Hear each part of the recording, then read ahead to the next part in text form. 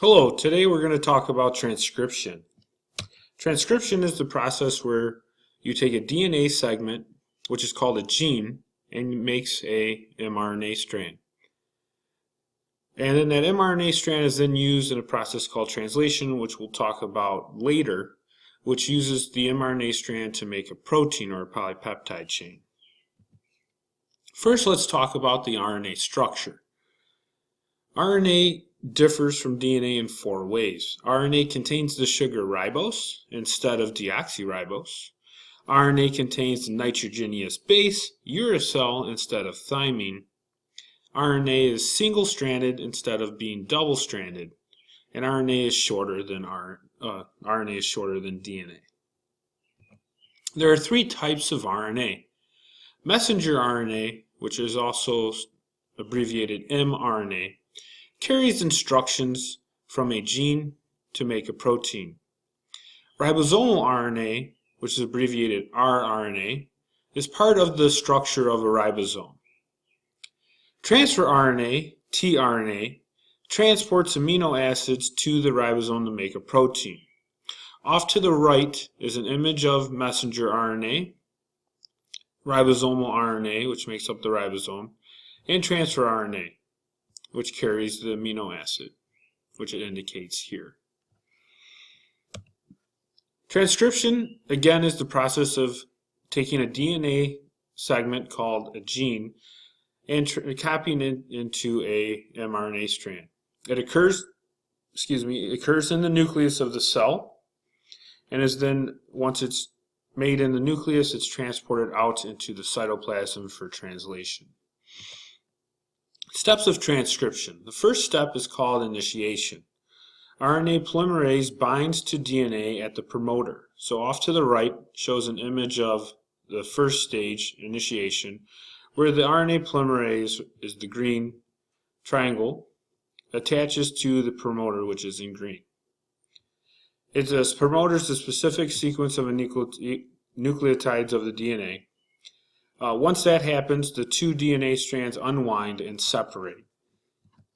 The second step is called elongation. Only one strand of DNA acts as a template, so they do not use both strands, just one. The RNA polymerase adds RNA nucleotides to the growing RNA strand, and as you can tell to the right, the RNA strand is growing and which is in light blue, and as the RNA polymerase is adding the RNA nucleotides to it. Termination. RNA polymerase continues to add RNA nucleotides until it reaches a termination signal on the DNA. Once it reaches the termination signal, the new RNA strand is released, and the DNA reforms into a double helix. In order for the process to occur, it has to use the complementary base pairs, which we mentioned with DNA replication. However, it's slightly different with DNA replication. In DNA replication, A will pair with T, C will pair with G, G will pair with C, and T will pair with A.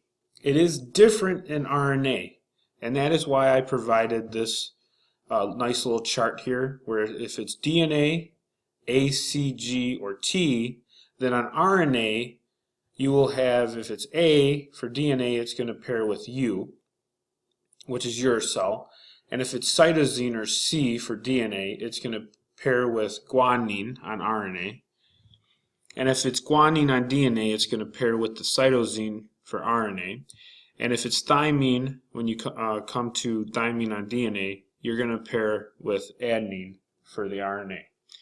So let's have some practice. So we have A for DNA. So if we look over here, A is going to pair with, for the RNA, U. And if it's G, it's going to pair with C. C will pair with, if we look here, C will pair with G or guanine. If it's T, it's going to pair with adenine. And we can continue on. A pairs with U.